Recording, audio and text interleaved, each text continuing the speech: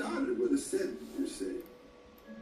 In other words, moving out of the mythological zone, the Garden of Paradise, where there is no time, and where men and women don't even know that they're different from each other. The two are just creatures. And God and man are practically the same. He walks in the cool of the evening in the garden where we are. And then they eat the apple, the knowledge of the pairs of opposites. And man and woman then cover their shame. They're different. God and man, they're different. Man in nature is against man. I once heard a wonderful lecture by Daisetsu Suzuki. You remember this wonderful old Zen philosopher who was over here. He was in his 90s.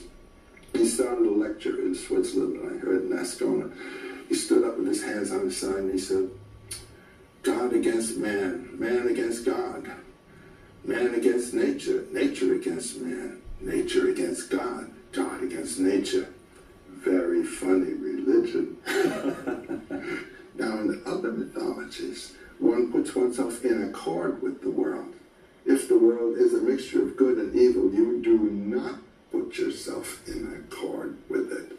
You identify with the good, and you fight against the evil. And this is a religious system which belongs to the Near East, following Zarathustra's time. It's in the biblical tradition, all the way in Christianity and Islam as well. This business of not being with nature. So was the Greek medical man, the big Galen. He was a mechanist.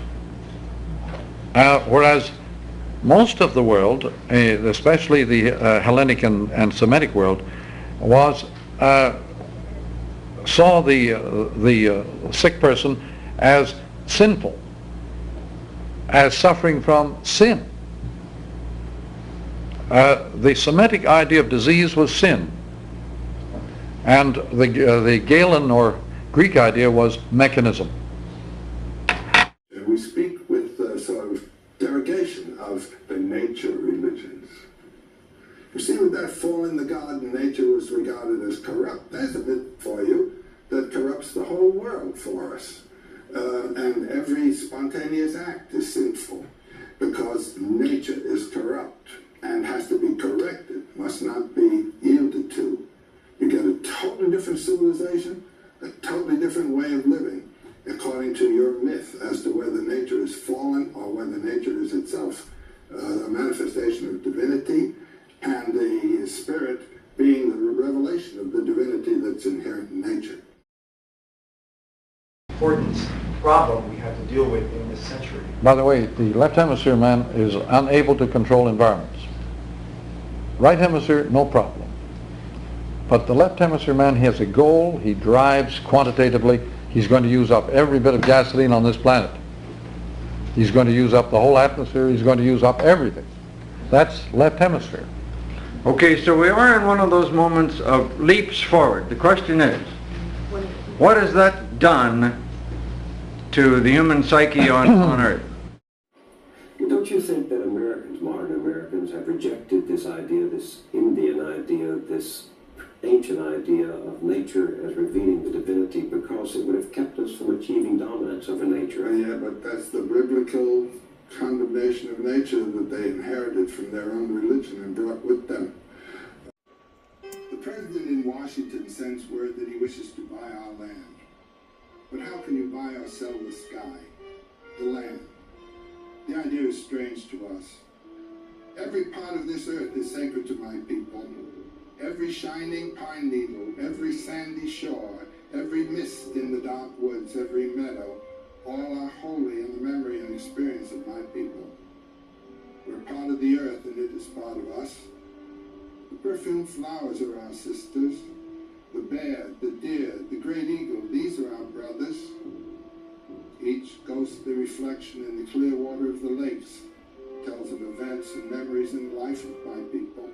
The water's murmur is the voice of my father's father.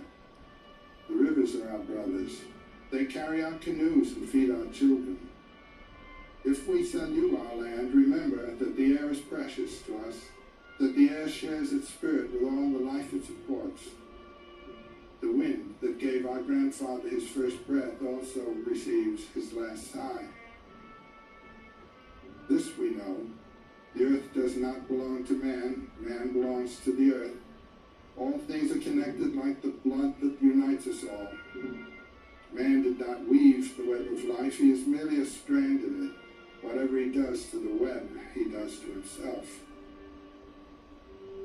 Your destiny is a mystery to us. What will happen when the buffalo are all slaughtered? What will happen when the secret corners of the forest are heavy with the scent of many men, and the view of the ripe hills is blotted by talking wires? The end of living and the beginning of survival.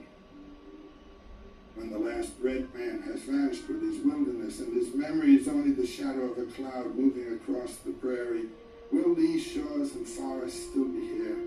Will there be any spirit of my people left? We love this earth as a newborn loves its mother's heartbeat.